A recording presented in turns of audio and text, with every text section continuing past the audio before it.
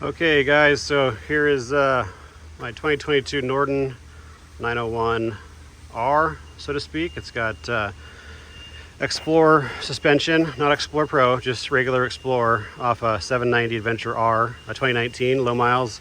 That guy had to remove them and sold them to me on the ADV forum so he could put on the Pro one on his 790. So that was a most notable update. Lots of accessories to walk through, so I'll try and make it quick. Probably gonna take a few minutes.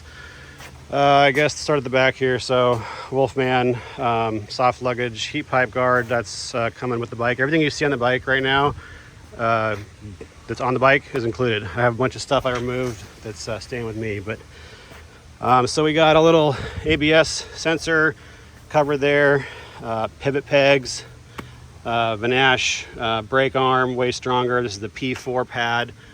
This is the largest one they make, but they have smaller ones, and you could also put a folding one on there from another maker, but I like that setup.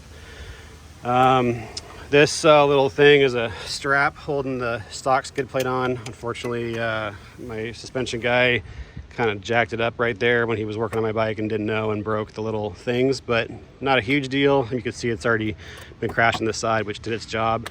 The skid plate is fully functional, and we've done almost 13,000 miles together just like this on the BDRs, Washington and Oregon, so you probably don't need anything else unless you're really riding hard. But if you do want to upgrade it, now'd be a great time.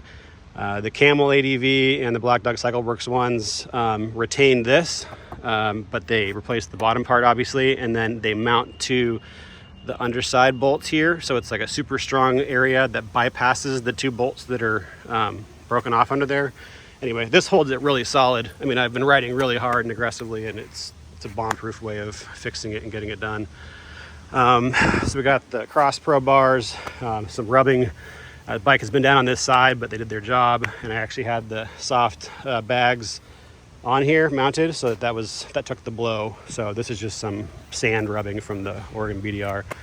And they attach all the way under here at the frame, like way back up in there. So this is really solid. They do move a little bit because there's a rubber insert in there that the fuel tank mounts to like move a little bit. So that's why they move a little bit, but it's not a bad thing. It means they can give instead of breaking. They're aluminum, so they're super light. Obviously, I'm going to take off my that thing. I'll get onto that too. Take it off very nicely. I got a Rottweiler axle pull. Just makes it a little easier when you got to pull your front axle out. It also doubles as a fork guard.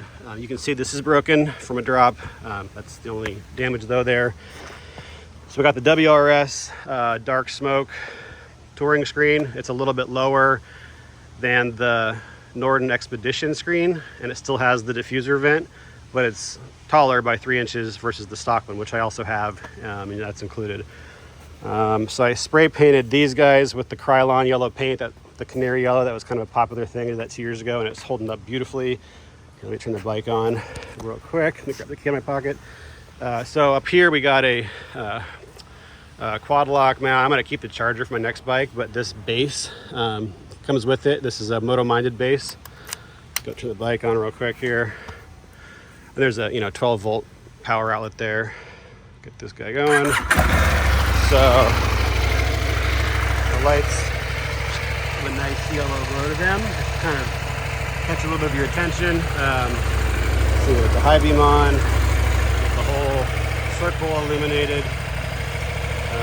That may not be everybody's taste, so that's easy to take off. I'm happy to do it for you if you don't like it, but that Laminex film does help protect this a little bit in addition to the guard. I'm going to turn this off now, it's just distracting. So I can sell you or give you the other spare one of these brand new if you ever need to replace it, or I can just take it off for you and whatever. A Barracuda mount comes off easily too. Technically not DOT legal, but who cares? Let's see here, what else on the front? Okay, so I got the stock handguards here, blemishless, they're perfect. But what I did is I got some 1/8 inch steel from Home Depot and cut it so it's sandwiched on the outside of the plastic. So this is steel right here.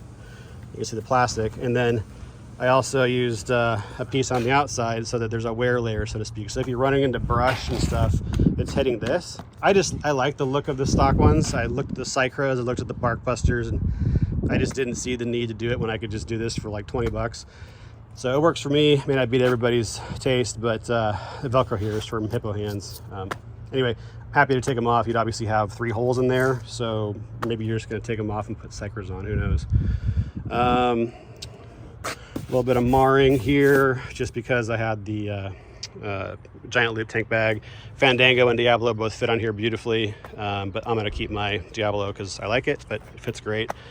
What else? Okay, we got the Trans Saver by Rottweiler. I have a spare shift lever, an OEM one, under the seat too, which I'll show you in a second. Vanash Motorsports Case Saver. Got these little rear bung guys. Evotech, I don't know, they just kind of, they roll and dissipate force and obviously keep you from scratching up a swing arm that's pretty expensive to replace, so maybe that's of value to you. I thought it was nice. I took the stock, here, got these Touratech, I guess just folding mirrors is what you call them.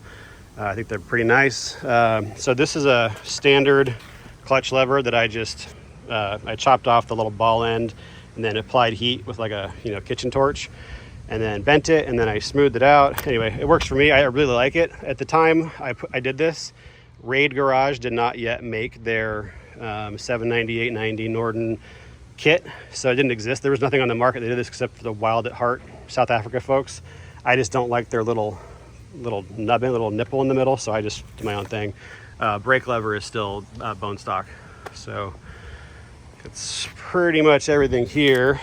Hang on one second, pop this off. So got all my crap under here, zip tie chaos, oh my god. So there's that's my spare shift lever and stand for holding the bike up, trail stand. Got a full-size tire lever in here sandwiched in. So that's the Power Cell airbox. I don't know what else there is to say. It sounds really nice now. It has a very angry dog intake sound. So I think it sounds great. It's really easy to change now. They just have these 1/4 inch, I don't know if you'd really call them Deezus fasteners. That's not quite the same thing, but it is a 1/4 turn. So that just pops that off.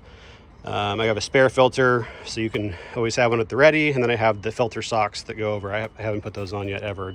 But if you're gonna ride somewhere dusty, that's a good idea.